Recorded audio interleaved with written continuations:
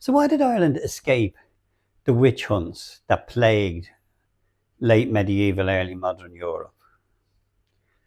Why did a country so steeped in superstition and religion, a country that gave us Halloween, a country that believed in fairies and believed in magic and believed in mischievous spirits, why did a country like that become one of the safest places in Europe to be a witch?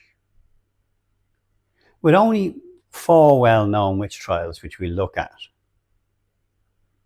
and we look at their outcomes, Ireland was completely different to the rest of Europe, completely different to its nearest neighbours, Britain and Scotland, who was actually one of the worst countries in the world for witch hunts. So what was different about Ireland that made witch trials virtually non-existent? We'll have a look at that in this video, and you may find some of the conclusions surprising. Please let us know in the comments if you have any counter ideas or why you think a country so synonymous with witches, fairies, banshees, pukas, and all sorts of mischievous spirits, a country with wise women and well-known witches all over it, had virtually no executions. So let's have a look in more detail at why that might be the case.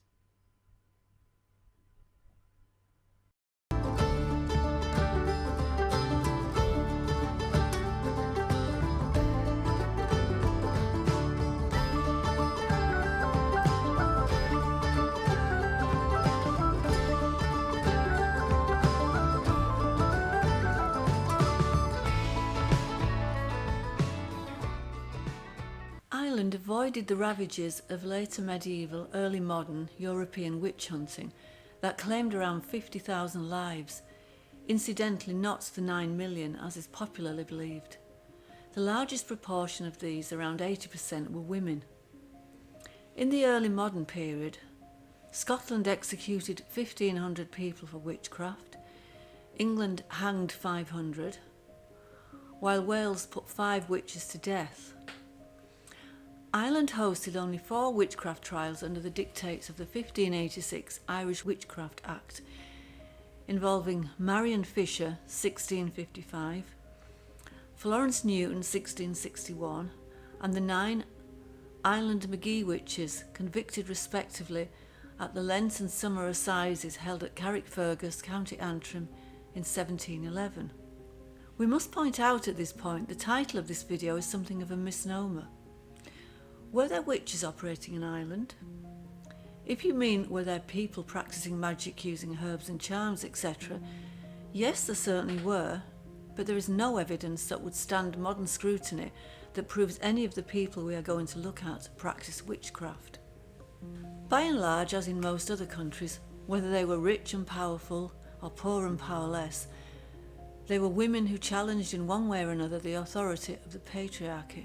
The first we're going to look at is Dame Alice Kitler.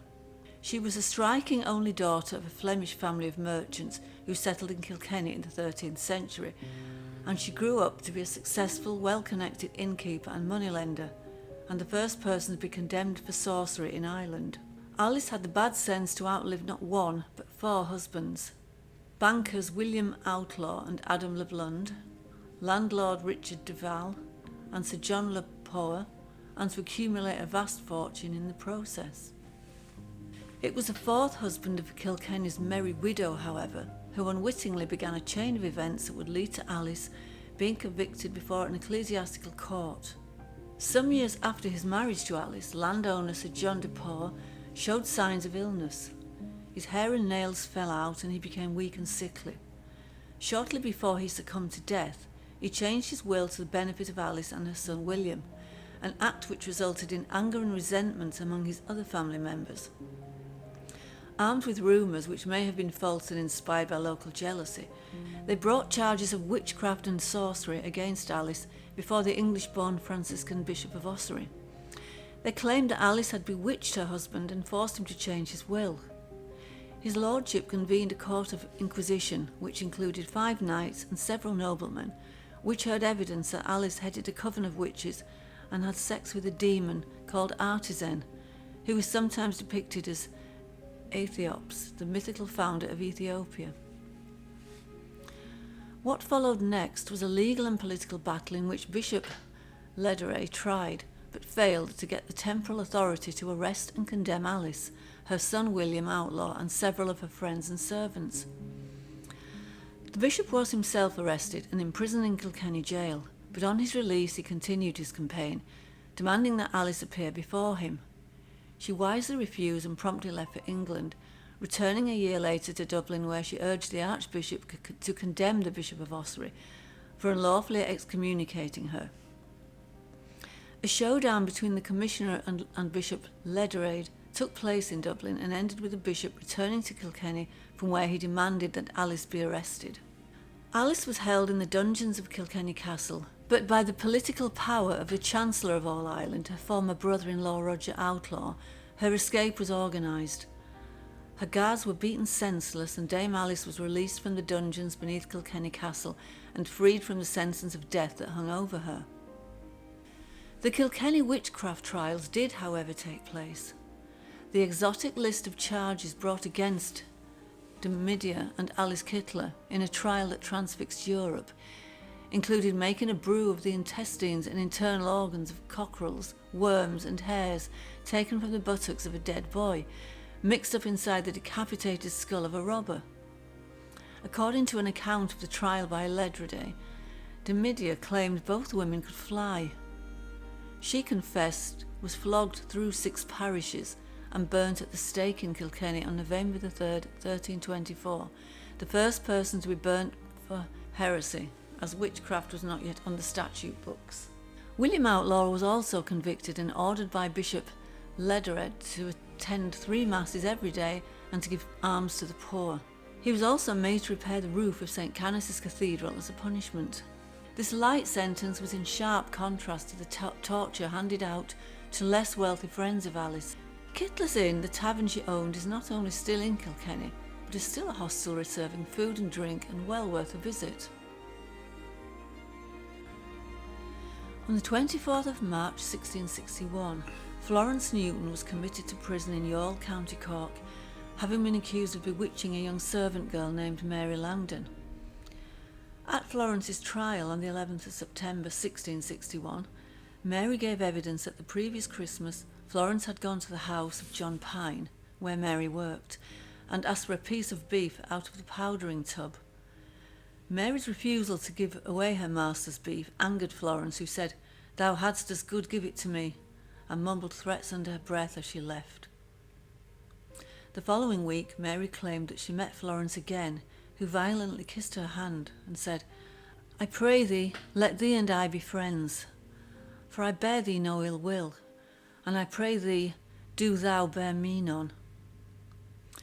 Mary said that within a few days of this encounter she saw Florence and the devil standing by her bedside, tempting her to become a witch. Rejecting the offer, Mary told the devil that she had nothing to say to him, for her trust was in the Lord. Over the next month, Mary was possessed with fits so violent that 3 or 4 men could not hold her, and that she would vomit up needles, pins, horse nails, stubs, wool and straw. John Pine also gave evidence at the trial, stating that he saw Mary's fits himself. In one, he said she was reading the Bible and all of a sudden it was struck out of her hand into the middle of the room and she immediately cast into a violent fit. Florence was accused of bewitching to death a prison guard called David Jones. David's widow, Eleanor Jones, gave evidence that in April 1661, David had come home from standing sentinel over the witch all night and told her that Florence had kissed his hand, bewitching him and causing him great pain in his arm. Eleanor's evidence was that David never recovered from the pain, which then spread to his heart, and that he cried out against Florence Newton from his deathbed.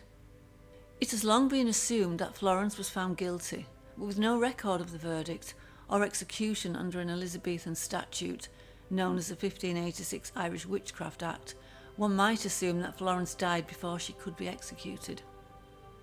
In such circumstances, it might be reasonable to suggest that if she was not executed by the state, then the emotional stress of being an elderly, lonely, economically and socially marginalised woman in the male world of the legal system could be regarded as a factor in hastening her death during her trial. In March and September of 1711 in Carrickfergus, County Antrim, Ireland's last witch trials took place, those of the Island Magee witches. The events leading to the trial started when, in February 1711, the elderly widow of Presbyterian minister Anne Haltridge died suddenly after suffering months of demonic supernatural attack in her home, No Head House, in Island Magee. Island Magee is an 8-mile-long peninsula on the east coast of County Antrim, which contained around 300 Presbyterians of Scots descent at that time. After Anne's funeral, her niece, 18-year-old educated gentlewoman Mary Dunbar, arrived at No Head House, and almost immediately Mary began to display the classic symptoms of demonic possession, from convulsions to vomiting household objects to levitation. During the month of March 1711, Dunbar accused 8 Presbyterian women from Island Magee and the surrounding areas of using witchcraft to attack her in spectral or spirit form and to summon demons to possess her body. The women were eventually tried on the 31st of March 1711 at the spring session of Carrickfergus County Assize Court. Despite pleading not guilty, they were convicted under the 1586 Irish Witchcraft Act and sentenced to 1 year's imprisonment and 4 stints in the pillory. Unlike most demoniacs, demonically possessed persons, the incarceration of the convicted witches did not improve Dunbar's health. Dunbar now claimed that William Seller, husband and father to 2 of the convicted women, had begun bewitching her. William was convicted of witchcraft at the summer assizes in September 1711. Mary Dunbar, however, had died a few weeks earlier, just after the first trial, turning William's original offence into a capital crime, for which he was probably executed. Biddy Early was born in Lower Fire, County Clare, during the Rebellion of 1798. She was the only child of John Thomas Connors and Ellen Early, and the family lived on the cusp of poverty, with eviction being a constant threat. When she was 16, both her parents passed away and Early entered a workhouse. Before her mother died, however, she had passed on her knowledge of herbal medicine to Biddy. This knowledge would prove to be the basis for Biddy Early's fame. Early had a respected place in her community for the most part. Kitler was a superstitious place where pishogues were employed to bring bad luck onto neighbours. Wise women such as Early were brought to lift these curses from the poor. She would also use herbs and local plants to cure diseases and other afflictions for locals and their animals. As G.H. Keenan put it, she relied on herbs and not just charms. She had a practical-based knowledge of healing. Generally, no payment would be given, except occasionally some food. Her home was a social place where local people would feel welcome. However, it was widely known that Early had a distrust of most figures of authority, some of which manifested from her experiences of evictions. One famous myth surrounding Early and her eviction experiences is about the house she rented from Dr. Murphy in Limerick. Supposedly, Biddy warned that whoever will be the first to put a bar to that house, he'll remember it. The man is said to have fallen on his crowbar and broken his thigh. As the story goes, she was eventually evicted, but soon after Dr. Murphy died in his own house in a fire. Landlords were not the only ruling body Biddy butted heads with. Unsurprisingly, the Catholic Church did not hold her in high regard. In penal times, the powers of the Church possessed against wise women were restricted. Yet in 1829, with Catholic emancipation, the Church became a force to be reckoned with in Ireland. It vehemently opposed all forms of heresy and would do all in its power to try to demolish it. A non-professionally trained healer represented exactly this sort of heresy. It should be noted that a witch healer was often the only general practitioner available to people who did not have access to hospitals or doctors. Wise women's remedies included painkillers as well as anti-inflammatory and digestive aids, which all still hold their place in modern pharmacology.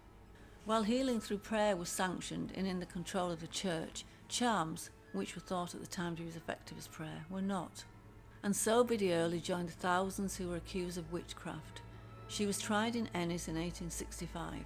In the end, most of the people who accused her withdrew their testimony, and she had the majority backing of the peasant population. Early was lucky to have been acquitted, unlike a great number of peasant women in the rest of Europe. In the witch hunts, the church explicitly legitimised the doctor's professionalism, denouncing non-professional healing as acts equivalent to heresy. If a woman dare cure without having studied, she is a witch and must die. Malleus maleficarum. But of course, the vast majority of women were not permitted to study. Regardless of the intensity of the witch trials, they did not manage to wipe out the lower-class woman healer. Instead, her name was tarred as superstitious or malevolent. 20 years after the death of Biddy Early, Lady Gregory dedicated an entire chapter to her in her book Visions and Beliefs in the West of Ireland. In it, she wrote of a horse in 1864 named Biddy Early, who threw its rider, and hence the negative image grew of an evil wise woman called Biddy Early. Lady Gregory is also meant to have said, "An old woman without learning, it is she who will be doing the charms," and so changed the image of the wise woman, a fecal, who accepted little for her efforts, into that of a conniving swindler. A character in W.B. Yeats' 1902 play The Pot of Broth exclaims, "I'll be as rich as Biddy Early before I die," showing how the image of Biddy Early has been almost lost and distorted. So why were there so few witch trials, and even fewer convictions and virtually no executions in Ireland? There are a few factors at work that make Ireland almost unique in Europe of the time. The first being, it wasn't a lack of belief in magic and the darker side of it, but a strong belief that it was best combated with, for the want of a better phrase, white magic. If you believed you were hexed by a malevolent force, you simply sought out a practitioner, good magic, to counteract it. It was also an era where the poor had no access to what would be considered legitimate medicine, so the cunning woman or witch was their only source of healing for them, and the animals they relied on. However, probably the most important factor was Ireland's position as Britain's most troublesome colony. Ireland differs from Scotland in one major regard. The Scots considered themselves part of Britain, contributing to the royal lineage. In fact, the British monarch, who was himself the most veneratively anti-witch, was Scottish. Ireland, on the other hand, had a healthy disregard for authority, which persists to this day. Ireland was subject to the same witch laws as England, but by and large reporting was virtually non-existent. The majority of cases we mentioned were ones which resulted in death, and so came to the authorities' attention. It also should be noted the Kilkenny case actually predates the Witchcraft Act, which didn't come into being until 1735, and the protagonists were actually tried for heresy. In an interesting footnote, Ireland repealed the Witchcraft Act in 1821, whereas Britain didn't repeal it until 1952, replacing it with the Fraudulent Mediums Act, which itself was repealed in 2008. If this subject interests you, you might like the book Witchcraft and Magic in Ireland by Andrew Snedden, which is the source for much of the material in this video. Well, I hope you enjoyed that video and enjoyed the subject matter. If you did, you could help us by hitting the like button, the subscribe button and the notification bell to let you know when we're bringing out some more videos, as we'll be bringing out a lot more videos of a similar nature, both on mythology, history and Ireland in general. I hope you had some takeaway from that. If you have any comments, please leave them down in the comments and let us know what you think. If you disagreed with us, please do so, and it'll make for an interesting discourse. So until we see you in our next video, slán agus beannacht, goodbye and good health.